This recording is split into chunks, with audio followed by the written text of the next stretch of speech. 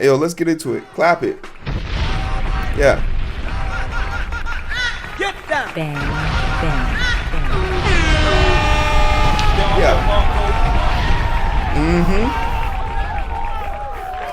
Yeah, we're not a political channel, but we about to get real problematic, okay? We're not a political channel, we're about to get real problematic. And I want to start off with the basics. If you're coming here to try and figure out, I wonder what side he's leaning on. Shut up. We're not a political channel. We're a tech channel first and foremost, okay? Put some respect on my shit. Number 2. I'm probably on the side that you think I am. Look at me.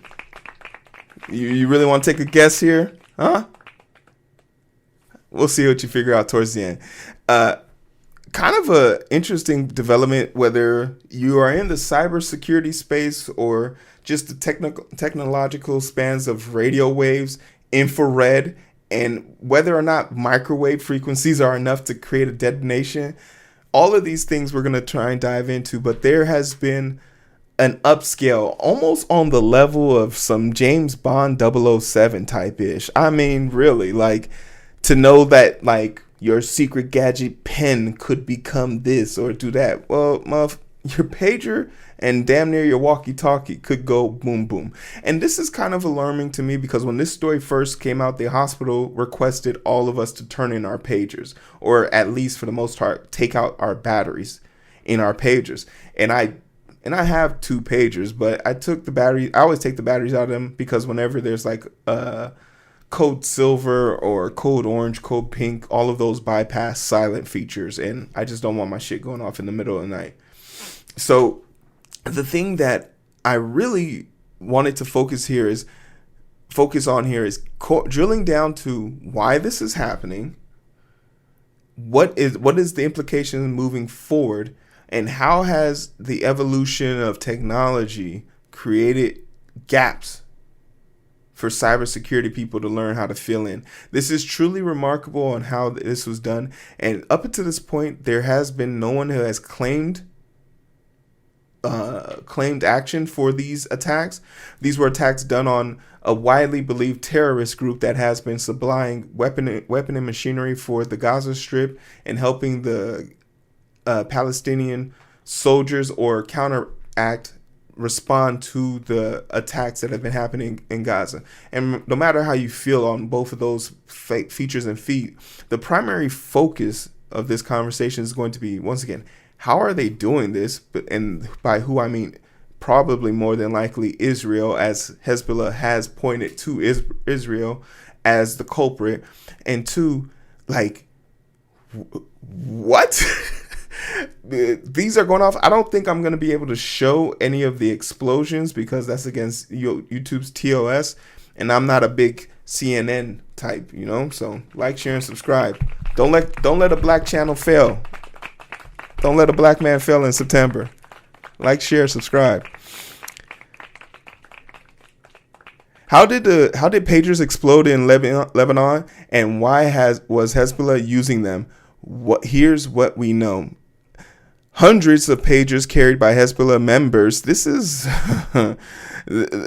this right here. I'm calling out the first bullshit. It's within the first sentence. We don't know that every person who's carrying one of these pagers works for Hezbollah. There were people who had pagers in markets. There were people who had pagers in hospitals. There were people who had pagers in regular car mechanics. We don't know who. Just because you have a pager doesn't mean it's close. I don't know if, at least from where I'm from, when you work in one of these bigger like markets, people do a lot of hawking of stuff, which is trading of stuff, right? Or we know like a shipment gets sold at a lower price, whatever. But to say that every single person carrying one of these pagers, every one of these people who could be perceived as an innocent bystander or victim, that's how they start to desensitize you from feeling empathy or sympathy for people who are hurt by these attacks. in Lebanon blew up nearly simultaneously on Tuesday, an unpredicted attack that surpasses a series of covert assassinations and cyber attacks in the region over recent years in scopes of execution. The Iran-backed militant group said wireless devices began exploding around 3:30 p.m. local time. It's a targeted Israel attack on Hezbollah operatives.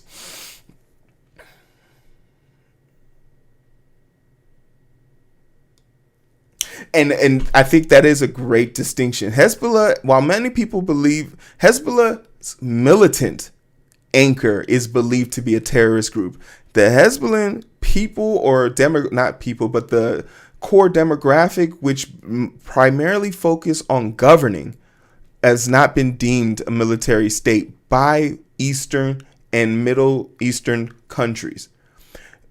The West generalizes them and all, and I made that mistake just now, but there is a fair distinction. The Hezbollah government has been known for their building and community service outright.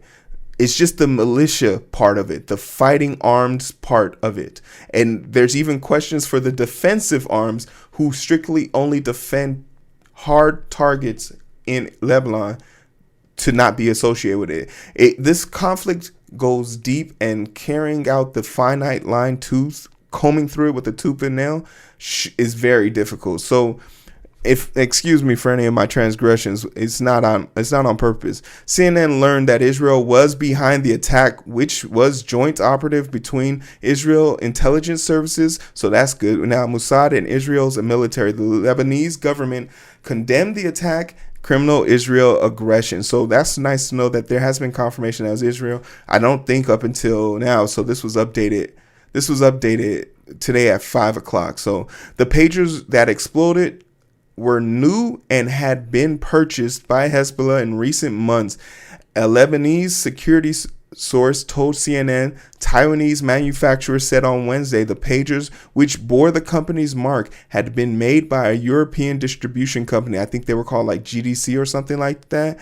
And the Lebanese source did not provide any information on the exact date the pagers were bought on their model. Experts say the explosives unpredicted in their scale and nature underscore Hezbollah's vulnerability, as it is a communication network was compromised to a deadly effect. And this is the second time they've done it. The first time they were compromised was when one of their leaders answered the cell phone, and when the person answered the phone and the voice confirmed it was his, they sent a rocket through his house and blew him up. And from that day forward, they weren't allowed to use cell phones. So they moved over into the pagers, and pagers are quite reliable and quite useful. Back in the day, they were used to keep your holes in check, and now they're being used to literally put holes in your chest. So they have infinite use, and they were kind of built to withstand the test of time. But the fact that they were used in this product kind of screams foul to me on two levels. As far as we know, they had regular lithium batteries or a battery to scale. But these were all batteries. These were pagers that could charge based on the model. They had a USB-C port for charging. So these were internalized lithium batteries. And even if you put a lithium battery in the oven, in an open fire of that scale, it wouldn't cause the explosion we've seen. And some of these explosions to cause the pager to disintegrate to this scale infers that there was something more heinous put into them. So this leads me down the path of logistics. Two perspectives here. Option A, and this is just me being tinfoil. Option A, somehow the Lebanese security force Hezbollah order got detected by that, or maybe from the realization that they weren't going to go to, which probably makes more sense.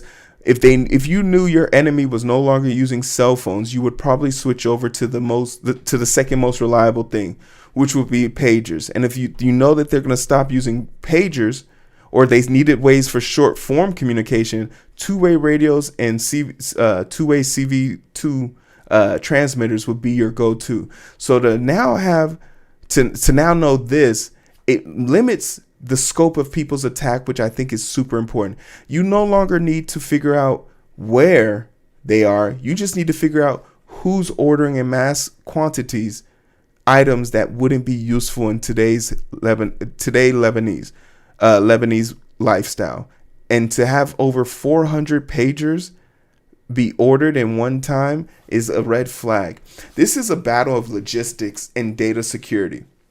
This is a battle, and good on Israel for being able to maneuver and be so sloppy with this approach as for us to find it. The company that bought the licensure to create these devices is basically a shell company out in I believe in a southern country south of Turkey, which was owned by the LinkedIn. The CEO who was on LinkedIn came out and said basically, we don't do manufacturing, we just do consulting. So it's very much believed that Israel created a shell company, bought the patent to create these devices, bought them, and then sold them to their enemies with the expectation of doing it. There's no other way that they would have known exact serial numbers and exact pinpointed times to attack certain people.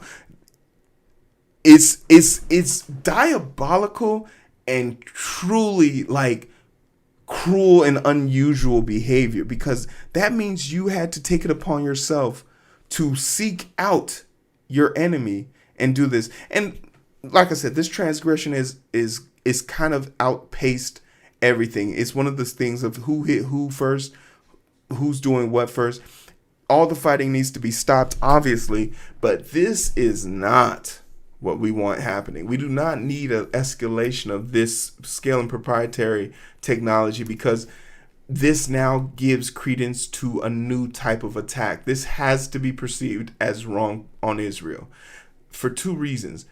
Innocent bystanders are at risk. When this device went off in this scene, this person was injured in the attack, but this person, and the lady that was standing behind him initially, all were at risk. For these, and it's one of the things that's like, this then creates a situation of securing logistics, so travel items, because there is a far off idea that when they were traveling, they intercepted the devices, planted the devices, or swapped the devices, and then let the devices keep running through. But this increases the thing. I think the initial fear from a cybersecurity standpoint was they found a way to hyperheat a battery, a lithium battery within, and do this. But we've all done the experiments. We've all seen what happens when small batteries go in. But it's not to say that a cell phone battery couldn't do any damage. We've seen cell phone batteries explode on planes before, and we've seen them. I think the one that comes to mind is the thing that we saw with the batteries was like it was an altitude thing. It was a cracked on the frame. There was something there. These all went off simultaneously at the same time. It's a coordinated attack. So it leaves people wondering about whether utilities and devices are safe. Third, the secondhand market immediately becomes a little bit more sketch, because who knows what's planted in those devices. And two, the integrity of people's companies, like every company has to be scared shitless right now, because if you create a device and you hear your device is being used to be blown up in the middle of nowhere or in a marketplace in downtown Target in New York, that's going to put a lot of companies on edge about who they give and do dealings with. It is, and I think and at first I wasn't really sure how to define this, but you have to define it as terrorism. This is terrorism on a scale of small to like not small, but like little room for like empathy or sympathy for the aggressors. Israel has found a way to take on more dangerous tactics to attack supposed people with no way of confirming who they are, if they have any affiliation. It's blow them up, and then ask if they're guilty. And that can't be accepted. We have to condemn that in the highest form. And it's only adding more aggression to it. But this is the reaction you would expect from a small nation. Israel doesn't have the manpower, the people, the money, the facilities, the resources. They rely heavily and are literally feeding off the teat of the American nipple. If we ever want to talk about welfare queens, Israel's one of them. But we don't gotta have that conversation right now. And that's a great point, Ren. It puts America in a horrible position because America can't even defend itself right now. Israel didn't come out and say they did it because they hadn't even cross-referenced with America. Hey, we are gonna go blow up some random pagers we fake sold to our enemies. And even America, I think, would have been like, nah, because you don't know who really got the pagers. We think 70% of them went to people that they're supposed to go to. What about the other 30%? Come on, they're all Hezbollah people, right? Right. I think in no small order we have to call a spade, and this is a horrific action. And if me saying Israel is bad makes me a bad person, hey, go fuck yourself. We're not a political channel. But I didn't say I couldn't be a dickhead to you, okay? Who was affected?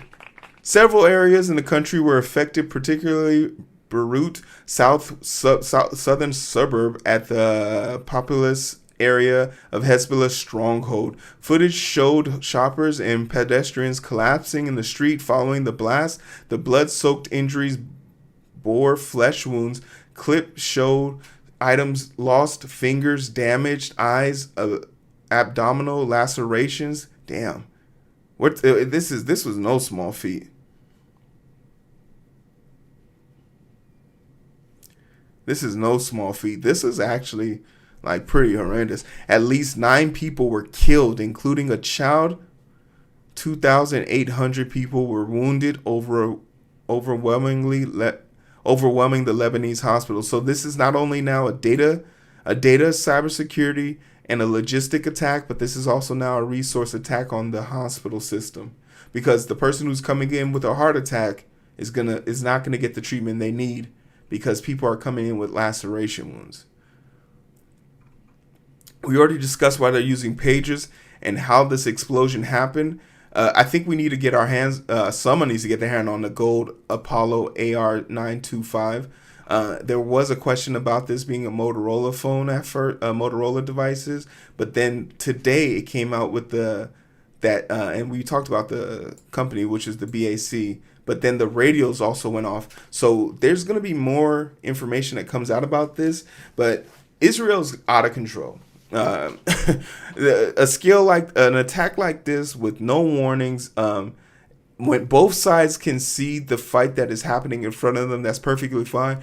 But I just want to draw attention to like how underhandingly, like, this is a cheap shot type response for Israel to have the backing and the military might of the U.S. government at their disposal, but to resort to using tactics like this doesn't scream like we're protecting ourselves or we have the right to defend ourselves. It makes that argument so much more tougher to defend for those super war hawk ass people in our country, and it also makes it draws pause when people are thinking about like, well, what did the kid do who was just playing outside, and the mother who couldn't afford a cell phone but got the pager for cheap and uses it to keep in touch with her friends and family. What did she do? Was she just at the wrong place at the wrong time? That doesn't justify or signify it. So I think it's pretty clear we can say that this wasn't a cyber attack. This was more of a logistic attack that stemmed from a shell company being made and truly just the infiltration of this. Hezbollah has been vulnerable to these attacks in the past, and it really begs the question that I think everyone is going to be nervous about is it's just going to make everyone take pause about how logistics are going to be done and double verifying or scanning devices to make sure that they have the appropriate parts. I think very much so. This had to have happened to this company in particular.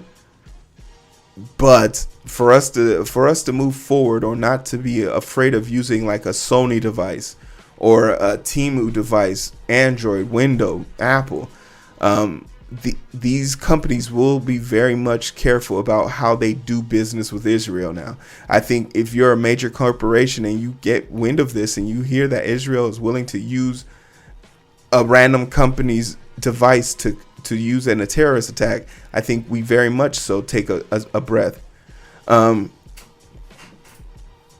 kind of, until we get more information, but I mean, at least we can tie a name to it, but that's just my opinion on it. I'm rambling at this point, but I'm curious to know what you guys think. How we can stop these type of attacks in the future. What type of logistics we might have to go through, and what type of laws and barriers we might have to put up to prevent our allies from using companies, literal companies, to do terrorist attacks. It's something I'm super interested. But yeah, that's it.